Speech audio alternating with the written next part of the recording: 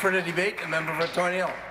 Thank you very much, Mr. Speaker. I'm very happy to rise today to support my colleague from Haliburton-Kawartha Lakes on her private member's motion, which is seeking to create a provincial task force to combat human trafficking, which, as we're hearing today, is definitely a scourge here in Ontario. And I'm reminded of when I'm sure a lot of people here, now that the nice weather is here, we go for a walk and you'll hear sort of a little noise and you look over and there's a raccoon digging around in somebody's garbage, and you're reminded of the thousands of raccoons and rats living right under our beautiful city. And that's kind of what's going on with human trafficking.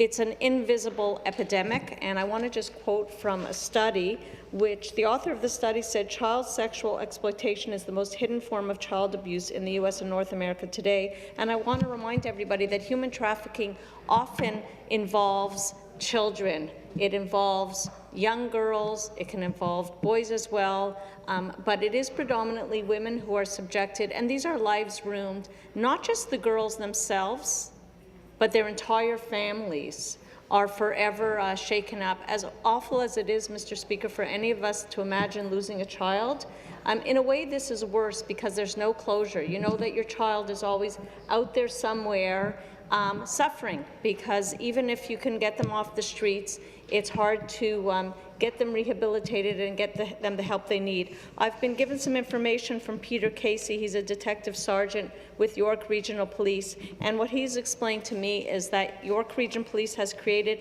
a sort of advice team to combat human trafficking, and they've been very successful, Mr. Speaker. They went from a unit enforcing and charging sex trade workers to a unit that recognized the vast majority of women and girls involved in the sex trade were victims. So to help them not be treating them as the criminals. The criminals are the Johns and the pimps, Mr. Speaker.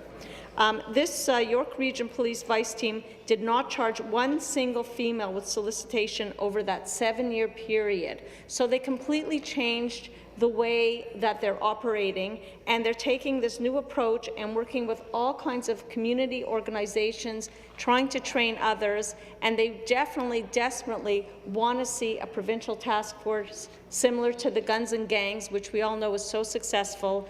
I think that there should be support here in the legislature. Why? Because I think that there's support at home. The people that put us here want us to do better in terms of combating human trafficking. They're upset when it's their daughter who's gone missing and they hear that the girls can be moved around from town to town and hotel to hotel, and the police put up their arms and say, we have no jurisdiction to go in over there. So, Mr. Speaker, I urge everybody here to do better, to create that task force, and let's stop talking and get working. Thank you, Mr. Speaker.